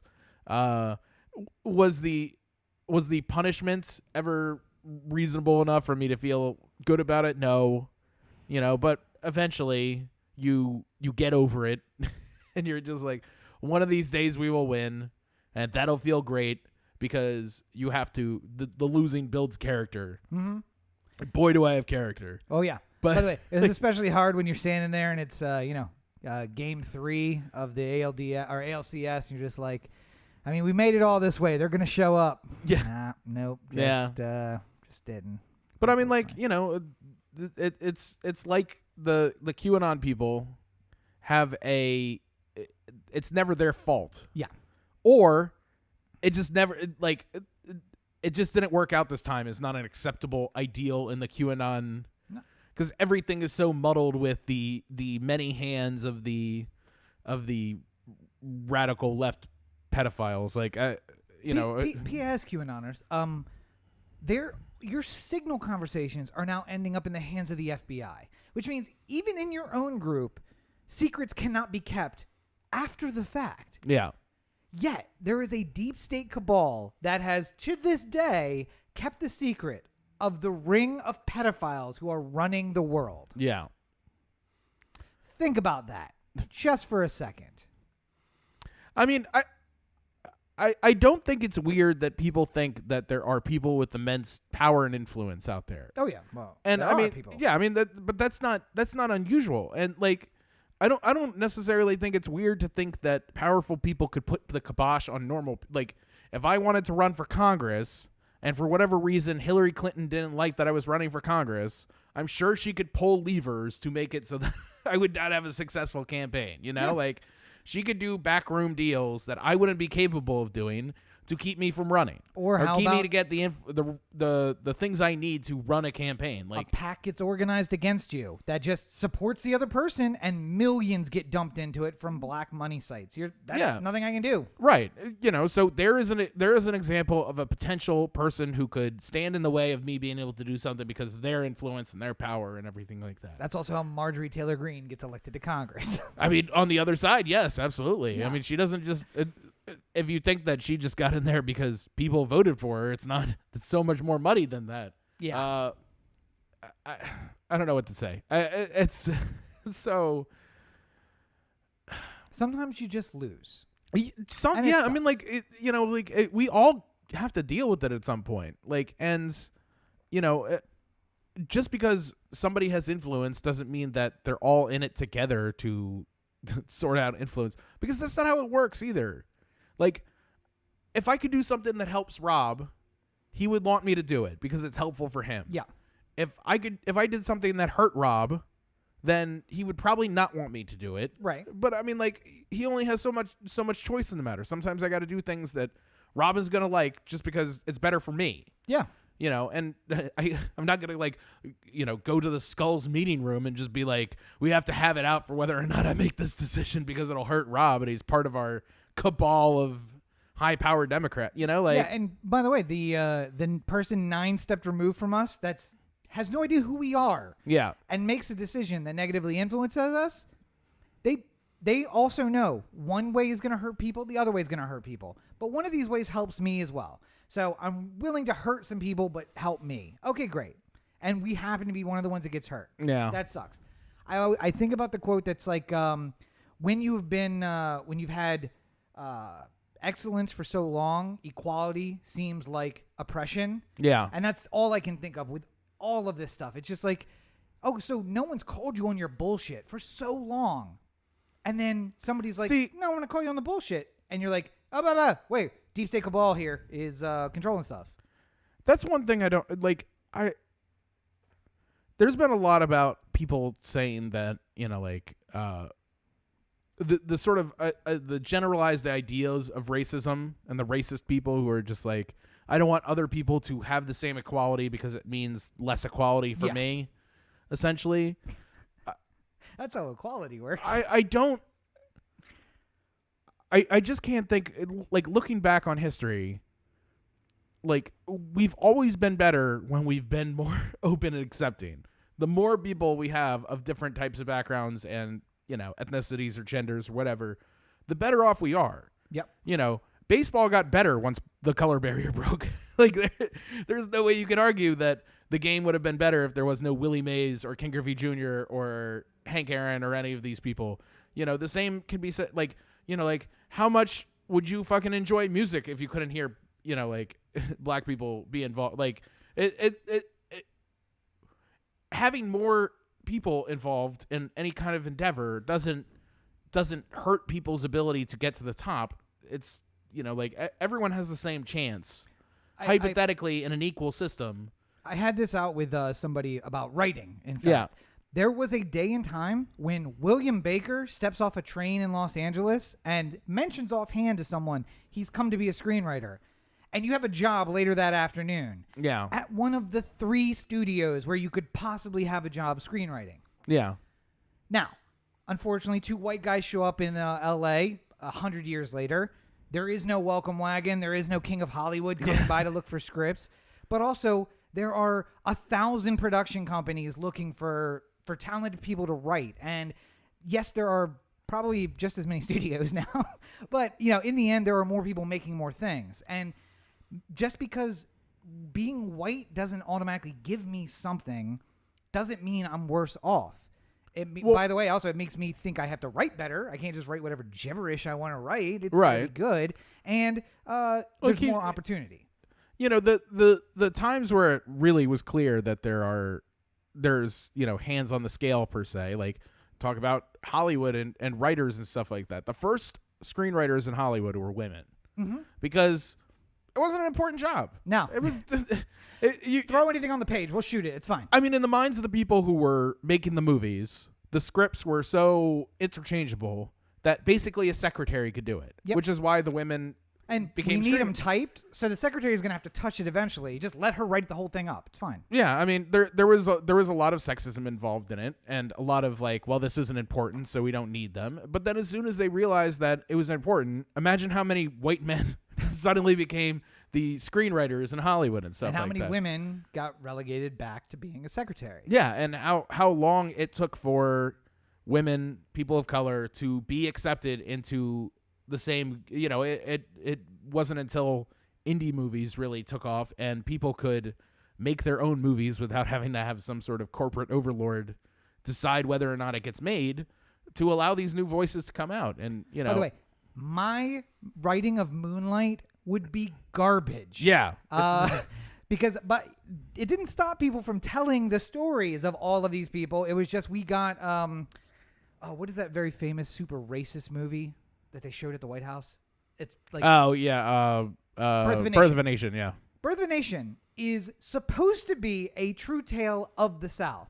Yeah. But they are so far removed from any black person's life in the South that they're like, this is how they are, right? I feel like this is how they are. That's fine. Put it up on screen. It's okay. And it was then embraced by the KKK and shown at the White House. So it was, and Birth of a Nation specifically is like a really weird, you know, like it's like, it's a very important movie because it was, because of when it was released and how big it was and production and everything like that. It was like the first modern movie in a lot of ways, but it's awful that it's such a disgusting and controversial movie because it's like, you know, every first year film student has to watch it. I watched it in my first film class. Yeah, so, and, you know, they make you watch it and you see like where we've come from because this is the first of like a movie that looks recognizable to what we have today. Yeah. But you're also watching and you're just like, this is not of the time. Like this feels very wrong. The running time is like 45 minutes on it. Like it's long, but not a full length feature movie. Maybe it's an hour, but I feel like it's not quite a full length movie, but it is long.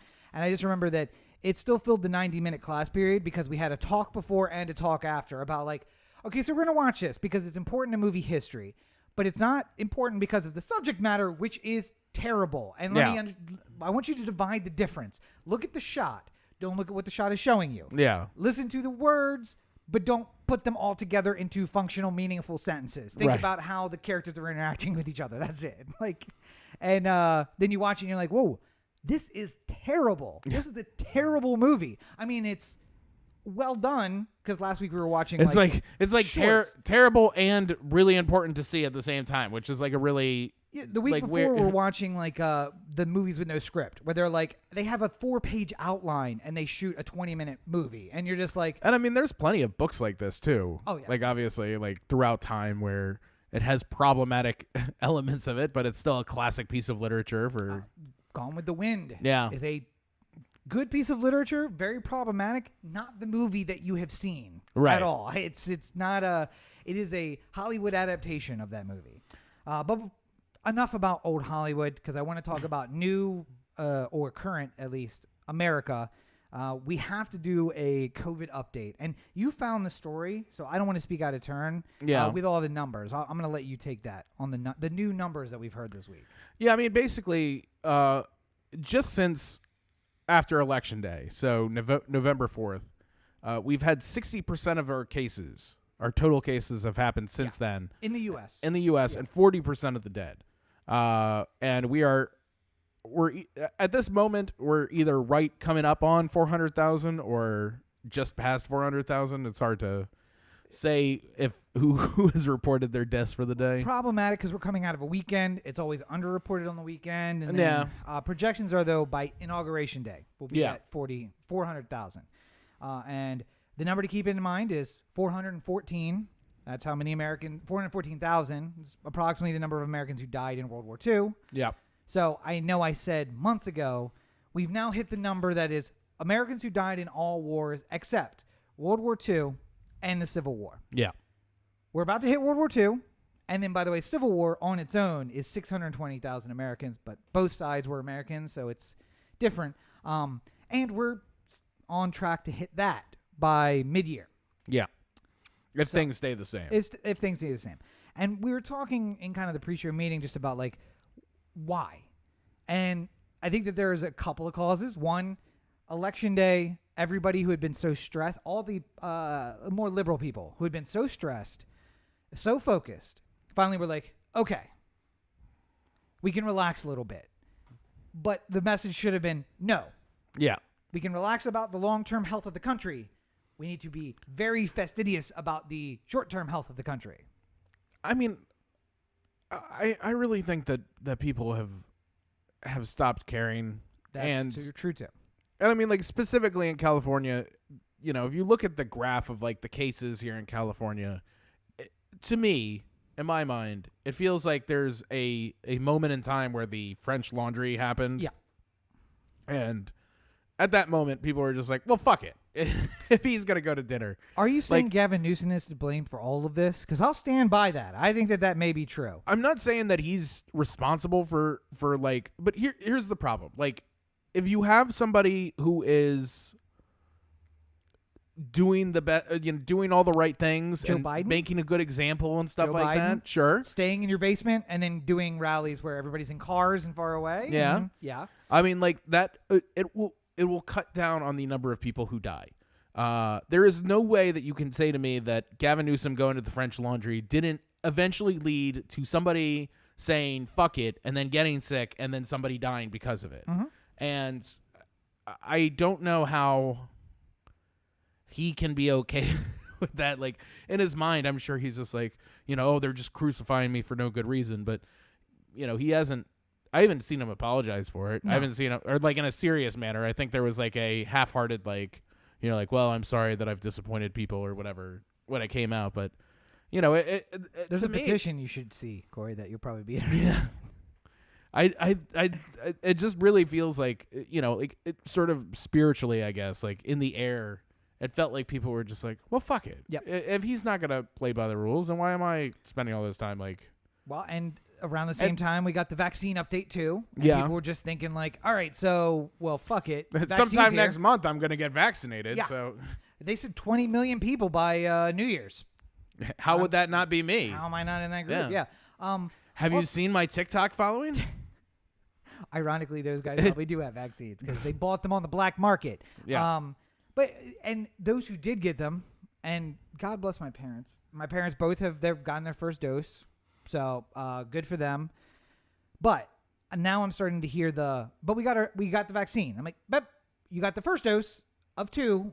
It's very important that we continue to stay locked down until then. So there's even like kind of 2 levels to that. It's, yeah, we have a vaccine. You ain't getting it for a while. Oh, you got it? Great. You need another one. And then, oh, by the way, you really need everyone to get it for it to matter. Well, yeah, and I mean, like, part of the problem is that the vaccine doesn't keep you from getting COVID or giving it to other people. It keeps you from getting very sick from it. Probably, yeah. Now, there's some of the research says it keeps you from getting it. So, but it doesn't stop you from being a container for the virus and going and spreading it around until your body gets rid of it. So, like, the infection never sets in, but it's in your lungs and you're virally shedding while your body fights it off. And then you don't get the symptoms. You don't have the 14 days. It's more like 48 hours or less. You won't even know. But all that time you can be, especially this new, the UK version, the UK version and the South African version that apparently you're contagious almost immediately after getting it. Yeah. You're just carrying your container of air full of COVID, just shedding it around to everybody. So Right. But I'm saying, like, if there's still somebody that you're worried about, you being vaccinated, if your parents are not vaccinated, but you're vaccinated, it's not like you can't get COVID and you can't give it to others. Right. They would need to be vaccinated too, because then nobody can, like, you may have it in your system. I'll give it to them. You may not feel it at all. You might have one of you might have the experience of a lot of people who don't show any symptoms whatsoever. Yeah. You might have that kind of COVID experience if you were to get the virus within you. You could still transfer it to people. You still give it to people. That's why, like, once you get the vaccine, it's not like you don't have to wear masks anymore or social distance, because you can still carry this thing. And it's important that the more people that get vaccinated, the less it'll carry. And the less people will get sick, and the less people will die. And eventually, if there's enough vaccination out there, then it will fade away. Because everyone who has it will die or will get better. Yeah. And then once that happens, we don't have to worry about it anymore. Yeah. Except for also we're a world economy. So as soon as that starts happening, we'll open up airports again. And as was reported this week, SoCal now has our own variant. It's extra contagious. Although still not extra deadly. So Come on, Mother Nature. Give me one.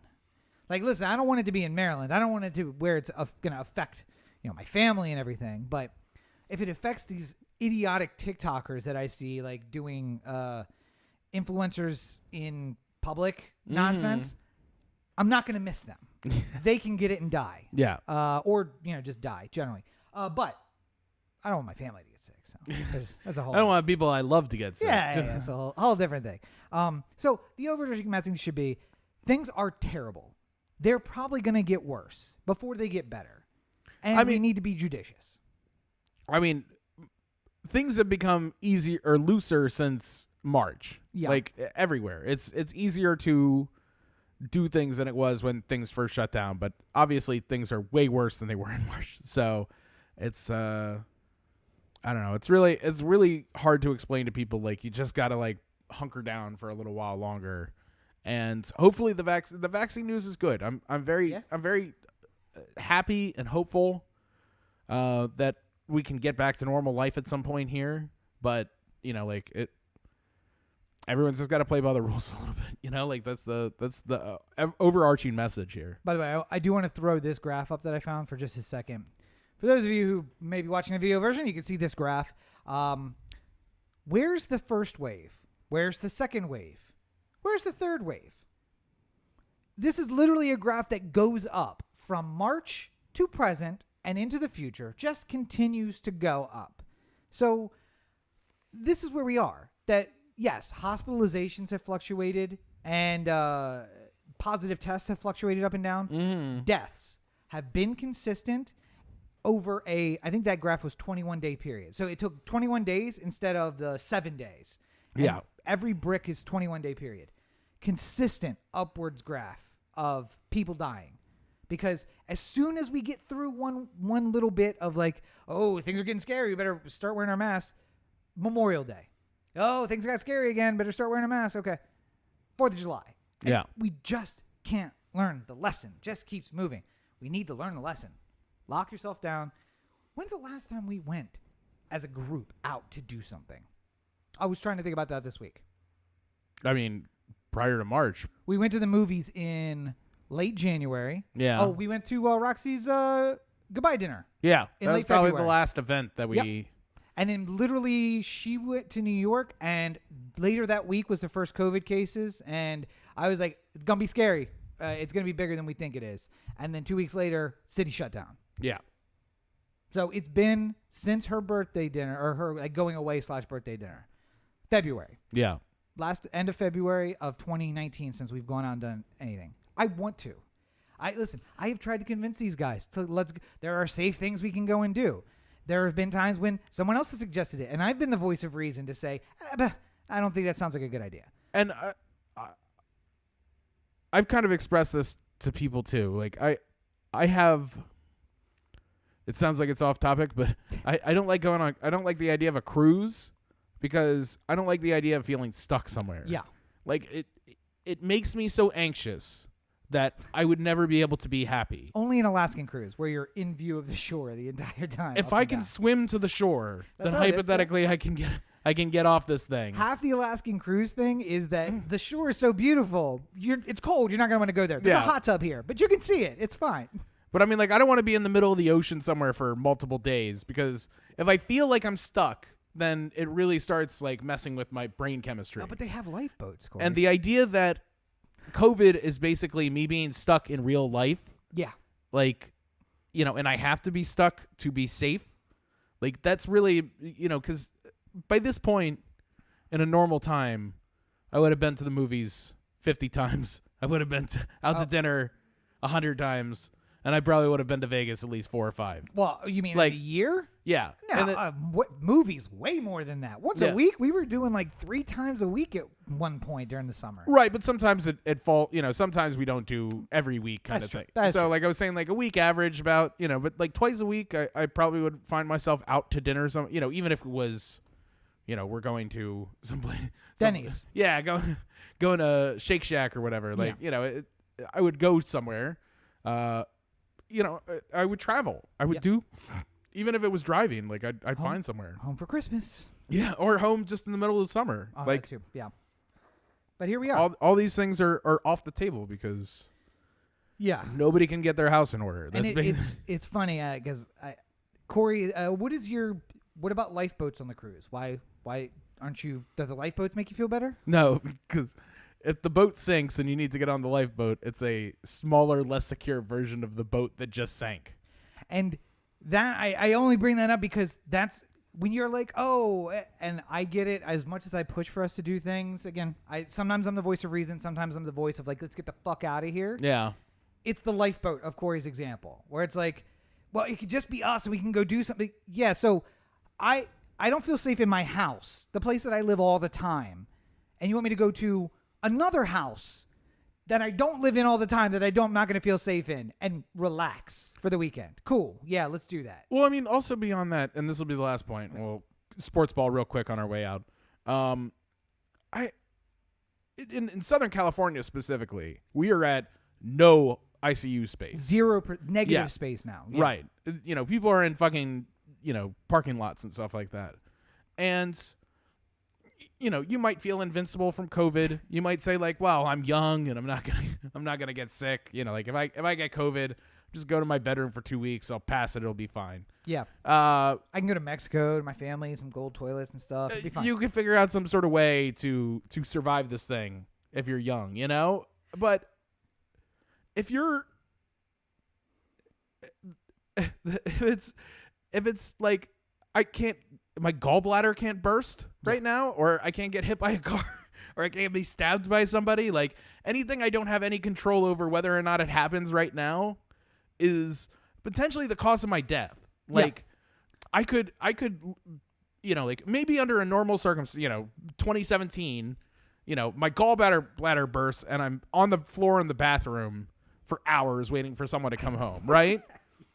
And then finally, it's not funny. No, but I'm saying like finally Rachel comes home and like the internal bleeding and there's like something bad about the gallbladder or the spleen. It damages the spleen usually when it bursts. So, but like there's like an acidy thing that goes on in your body. Yeah. Mm-hmm. So like, the longer you're sitting there like bleeding out for lack of a better term, you're getting worse and worse. And then, maybe I get rushed to the hospital and maybe they shove me right into the emergency room and they work on me. That's not possible right now. The hours of waiting around happens in the ambulance on the way to the hospital now, where you wait, 6 hours before you can be intake into the hospital. And then some 26-year-old says, of all the people we have here, is this guy important enough for me to send up to the ICU? Oh, right. Is he going to survive? Or do I put him in a bed somewhere and tell him, oh, everything's going to be fine until he dies? And then that's what it is. And, that's terrifying for a number of other reasons. And,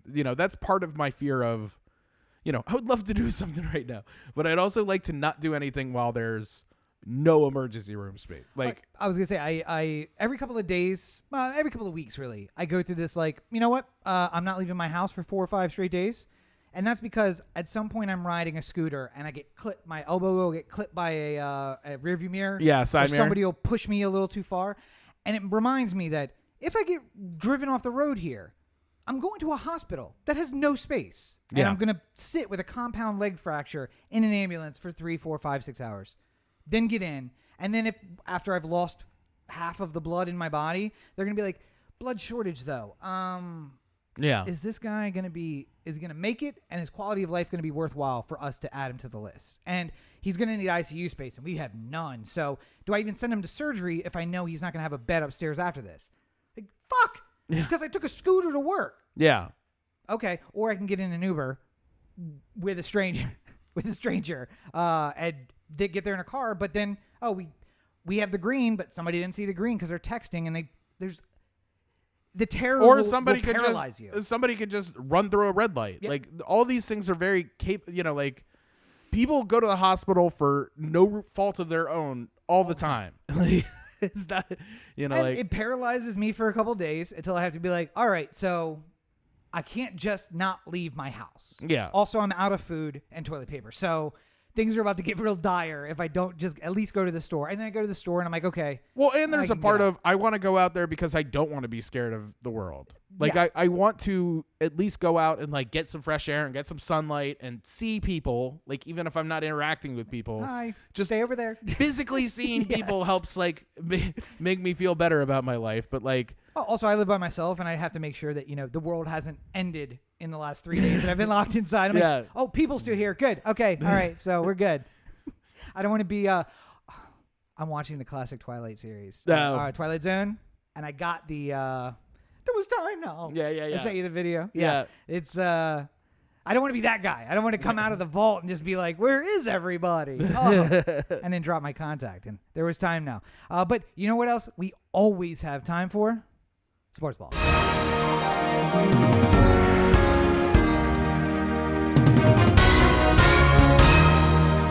All right. So a sad end to the Ravens season, following in Buffalo. And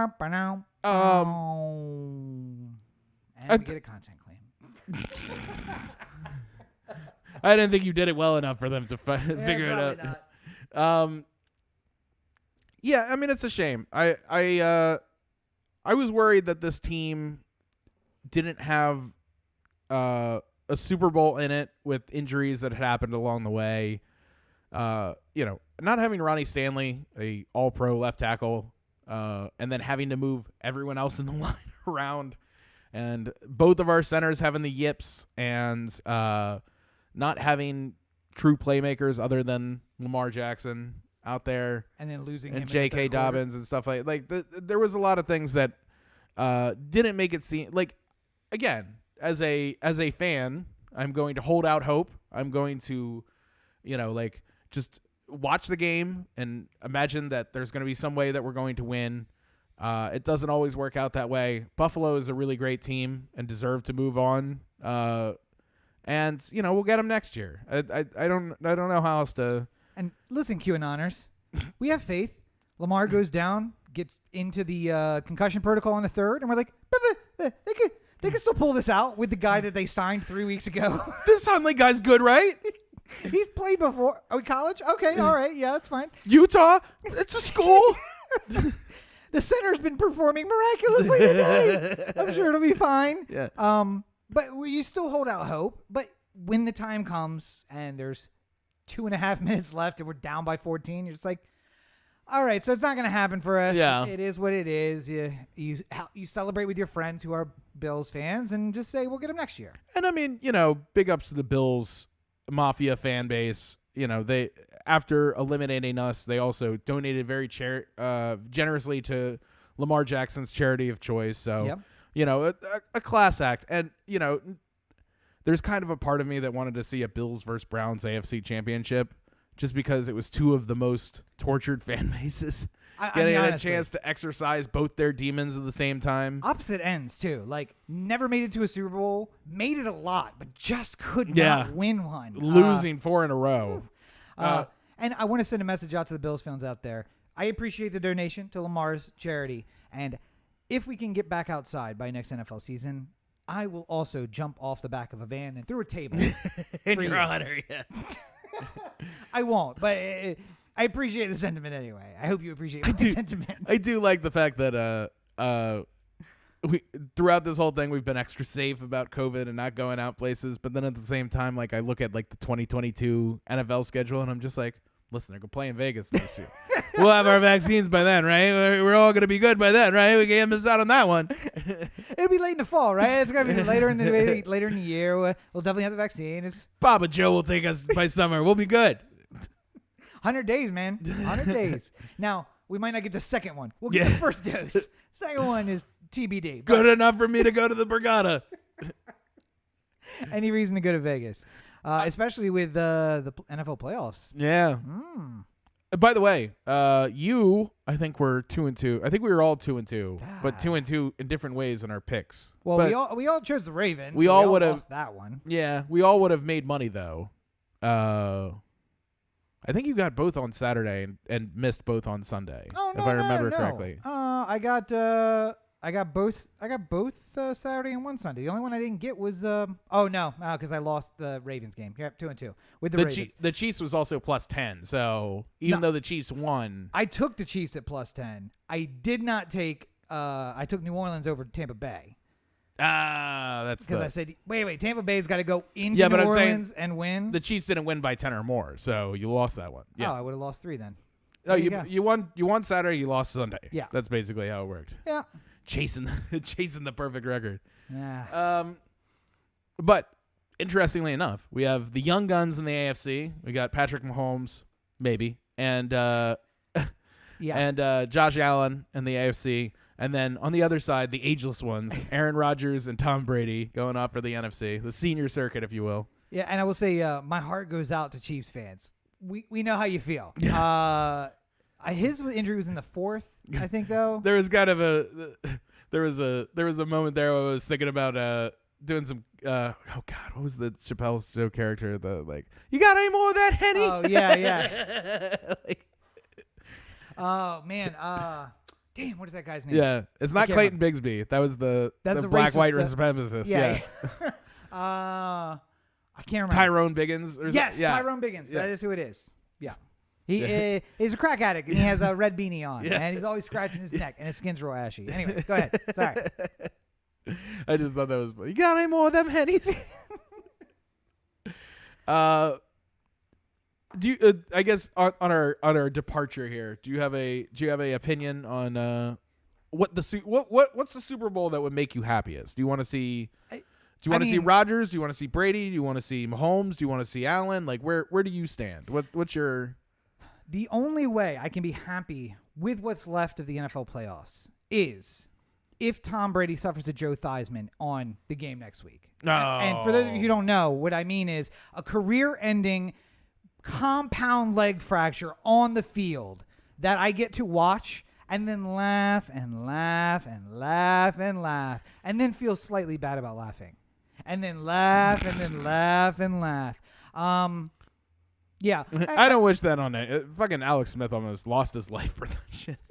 I feel bad about Alex Smith for doing it. I would not feel bad about Tom Brady. He's had a lot of good to make up for it. I would just be like, hey, you can't splint your leg with all those rings that you're always showing off. I feel like there's a lot of gold in there, and you should be able to get it splint or something. I don't know. So Rodgers, how about on the AFC side?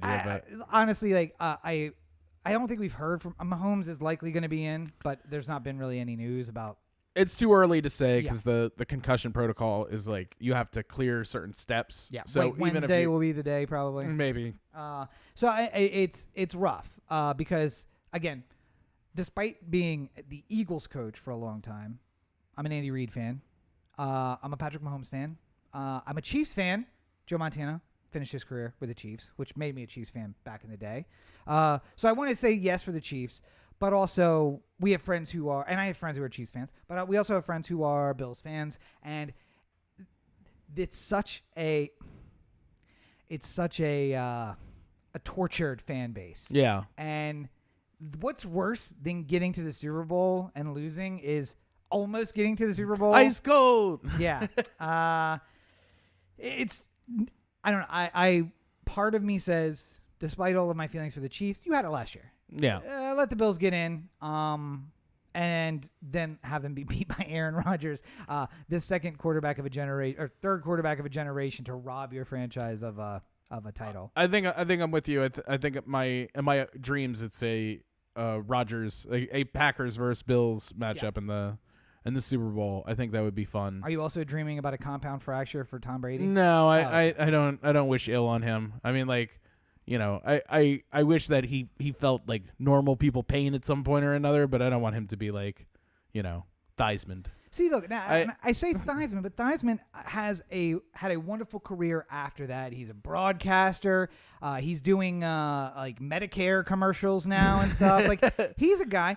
I could have said a compound fracture in which his face mask break and someone smashes that beautiful face and he comes out looking like Quasimodo. Now. Yeah, he comes out looking like Quasimodo after it. I didn't. I said leg. He'll be in some commercials. He'll do TV. It'll be fun. By the way, we're at the end of Drew Brees' career too, probably. Yes. Yeah. With his defeat to Tom Brady and the Bucs.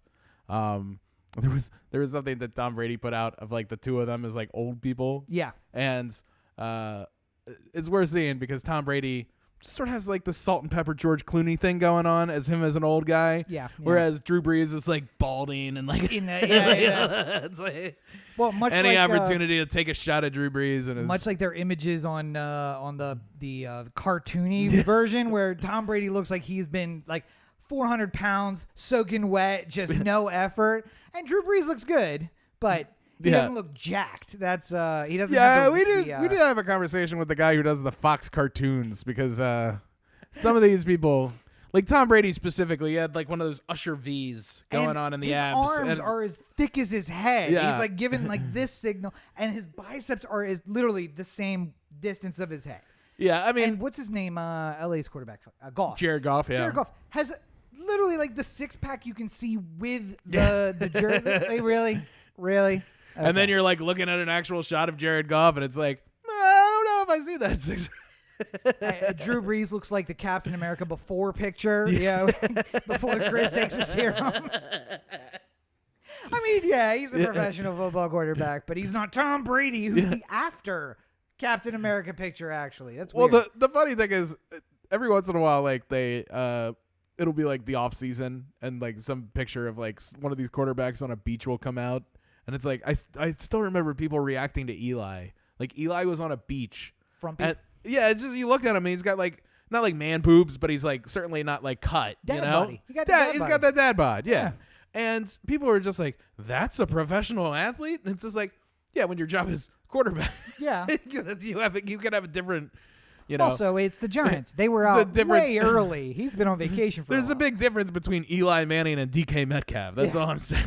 So, Also, I know neither of us is really NBA fans, but on that topic, the James Harden transformation. Yeah. Have you seen that? yeah.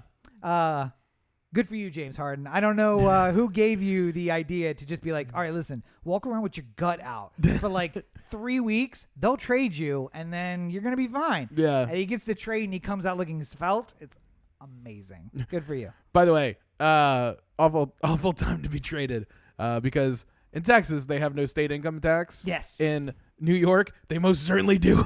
So, Well, it doesn't mean he's not gonna stay living in Texas. well, they said that just the act of him being traded Yeah, means that he loses $12 million a year yeah. in yeah. taxes. So I feel like that the agent that hurts. There's an agent there who was just like, oh shit. Maybe he won't find out. Maybe he won't find out. He just opens his first check. He's like, taxes. You told me they don't charge this. In Texas, they don't. I can get you back most of that money. It's just going to be April next year. Can somebody trade me to Florida already? They got basketball I will teams play there. for literally any team in Florida. Gets his first paycheck. Next thing you know, he's like walking around with the gut out. Like, all right, Harden, we've seen this. We've seen this once. Fool me once. Oh, man, feels good to be in Orlando. All right, well, somewhere else where it feels good to be.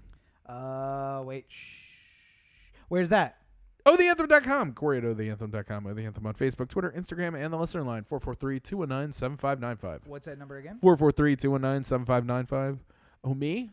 CoreyBakerFilmmaker.com, Facebook.com/Corey Baker Film, and at LegendCB5 on Twitter, Instagram, TikTok.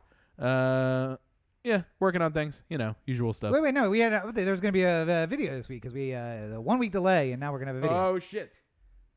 Sorry, I thought the dog was about to knock over a light. Me Go too. ahead. You do your part. I gotta keep an eye on this situation. No. You have a video coming out this week that we are anxious to see. What's the video? It's out now, right? No.